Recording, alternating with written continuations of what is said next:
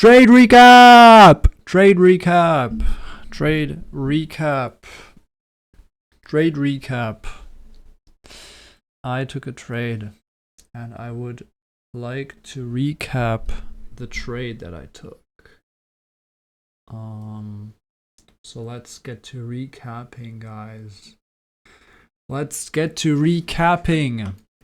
This is the trade that I have just taken, actually, about an hour ago, but I was too lazy to get out of my bed to actually record a trade recap. Yeah, I want to get straight to the point here. So, what you can see, high time frame, we just kind of have like this zone right here. Like this is kind of an imbalance that we have. Right? You could like draw it out like this actually. So that's an imbalance, right? That needs to be balanced out. We know that before we go into doing anything pretty much. 4 hour time frame is like kind of whatever. It doesn't really matter because every candle is 4 hours and I'm not going to wait 4 hours to take a trade, obviously. 1 hour is a little bit more significant. However, even on the 1 hour, there's not really any any fair value gaps or whatever. Oh yeah, something significant that I didn't even draw out at all for some reason is we have a bullish SMT divergence. As you can see right there, that goes up from this low to this low, and that goes down from this low down to this low. So that means we have a bullish SMT divergence, which is a bullish confluence. So that's one thing that happened. Obviously you see this big candle right here that happened pretty much as soon as we started opening this session at 15:30. We just started shooting down and taking out a whole bunch of liquidity down here. We have a whole bunch of lows that are just stacked up that have accumulated over time. Yesterday, I think that was yesterday. That was actually yesterday, yeah. So we took out all of those lows from yesterday and used them as liquidity to go up, right? So we did not take out this low, but we just started shooting up. So I knew that we were not going to come back down here just to take out this low. That makes no sense. So on NASDAQ, however, we did not sweep out those lows. And that's actually a good thing, because that means that we have an SMT divergence. So on ES, we have all of this liquidity, and on NASDAQ, we didn't sweep it. We did sweep this. So on NASDAQ, it's like, I don't know how an SMT divergence works, but it's a bullish confluence. And I went on ES anyway because it had better longs. So essentially what happened after this SMT divergence, we started shooting up, right? And I kind of got FOMO right here because like, oh, what if we continue? But then I was like, bro, we have just swept out Asia highs, London highs, and this equal high right here. And there's nothing above. So we have to get a fat retrace. And that's exactly what happened. So we actually did get a very significant retrace from those highs being swept. So that's when I was like, okay, I can't go long right here, obviously, because even on the 1 minute, there's not really any confluences that you could use, right? If I went long right here, number one, it's risky because we could just go straight back down and revisit those lows down here. So we did get like a break of structure above this, but at this point my stop loss is down here. So going in right here is kind of like, we don't really have any support at all. If I don't know, that's just a dumb trade to take, a bad ROI. So I was looking for something different because I knew that this is the, that's just the manipulation. as soon as we go into the session, and then we get a retrace into a fair value gap, a 5-minute fair value gap.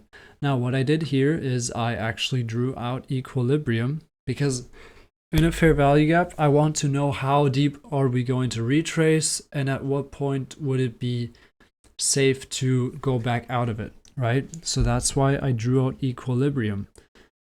Not only equilibrium on, this trend, obviously. That will be this green line. I actually made it just a green line. It's a little bit offset, but you get the point pretty much. It gets the job done. So I made this line, essentially. That's our equilibrium on the trend. However, what I've also been trying out a little bit, I'm not too sure about whether this is actually something that you can use, but I drew out equilibrium in the fair value gap itself. So I wanted to know, if we go into the fair value gap equilibrium, that's cool, but it would be even greater if we could actually get into this trend equilibrium. And that's exactly what we did.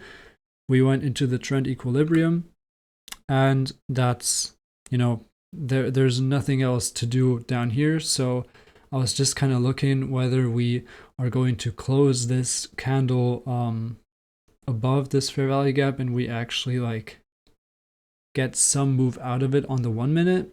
And that's exactly what happened right here. As you can see, we have this little inverse fair value gap. It's small but significant, right? We have a fair value gap that gets inversed. We close right here, so that's my time to enter the position, obviously.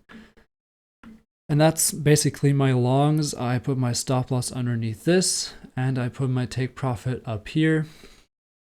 I went in with quite a lot, actually. At first, I actually wanted to put my take profit all the way up here, but number one, that's unrealistic. I should have really known better. And number two, luckily, as soon as we went and actually balanced out this BPR, this price range right here, once we balanced that out, it was like we don't have anything else to do up here, and those highs are kind of far up, so we're just going to consolidate right here. So at this point, I would probably exit the trade just because it's getting late and we're consolidating. So chances are we could just go lower. But yeah, I need to work on my take profits. They're a little bit ambitious, but luckily I was at a point here where I actually was not allowed, but it wouldn't make sense for me to stay in the trade, because I had made so much money on this trade, and my funded account has a consistency rule, and I would break that consistency rule if I just stayed in the trade and we actually hit this take profit. That would be way too much money. So I risked $500 on this trade, and as you can see, it's a 4.2 ROI. However, I also had one take profit up here, so we didn't get the full 4, right? This was kind of like a 1, 2. No, what am I talking about, bro? I looked at the wrong number. I'm kind of dumb sometimes. It's a 2.66 ROI, and here it's like a 1 to 2 basically. So overall, I'm very satisfied with this trade. Do I have proof actually? Does it say account summary? Yeah, right here. I've made $1,257 on this trade. And if we go into Alpha Futures, we can see my account metrics. I'm actually at 60% right now, so I need to keep an eye on this, because tomorrow would probably be the 5th trading day. So from tomorrow on, I would want to look into actually building this 40%, because we're really above that right now. So we are at a total of $52,113, with $2,113 being profit of that. So yeah, I also traded yesterday. Do I have my trade from yesterday on? I don't think so, but It doesn't matter. That's my trade today. Made 1.2k, and I'm very happy with it. And yeah, I finally risked an actual significant amount of my account, which I mean, $500 is not that significant. But yeah, I'm starting to get the hang of this, and I'm very happy about it. Thank you for trade recapping with me, and I hope you enjoyed it.